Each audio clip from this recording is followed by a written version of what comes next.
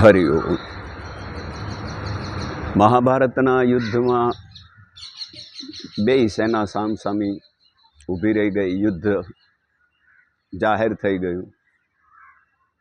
ત્યારે ભગવાન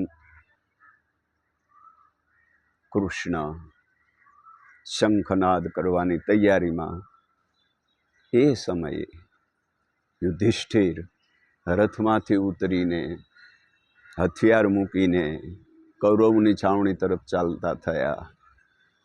ત્યારે દુર્યોધન દોડતો ભીષ્મ દાદા પાસે આવીને કહ્યું, તાતશ્રી યુધિષ્ઠિર આપણે શરણે આવે છે. ત્યારે ભીષ્મ દાદા ખૂબ હસ્યા અને કહ્યું, દુર્યોધન તું મૂર્ખ છે. એનું નામ યુધિષ્ઠિર છે. યુદ્ધ ન થાય એના માટેના બધા જ પ્રયત્નો થયા, પણ એકવાર યુદ્ધ નિશ્ચિત થઈ ગયું તો પછી એ યુદ્ધમાંથી હટે નહીં. જે યુદ્ધમાં સ્થિર છે એનું નામ યુધિષ્ઠિર. કેટલાક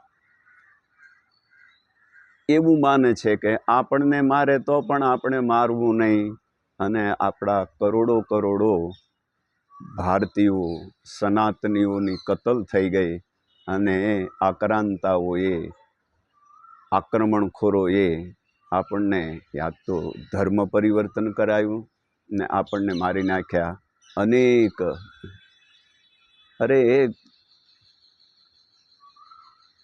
ગુરુઓને, પંજાબના ગુરુઓને, શીખના ધર્મગુરુઓને પણ એમના દીકરાઓને દિવાલમાં ચણી લીધા. અને એની સામે પણ આપણે અહિંસા પરમો ધર્મ કરીને ઊભા રહીએ તો આપણે કંઈ ધર્મ સમજ્યા જ નથી.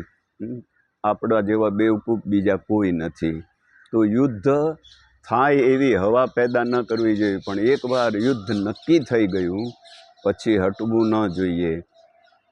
એટલે એનું નામ યુધિષ્ઠિર છે. તો જે યુદ્ધમાં સ્થિર છે એનું નામ યુધિષ્ઠિર. અસ્તુ શુભમ ભવતુ.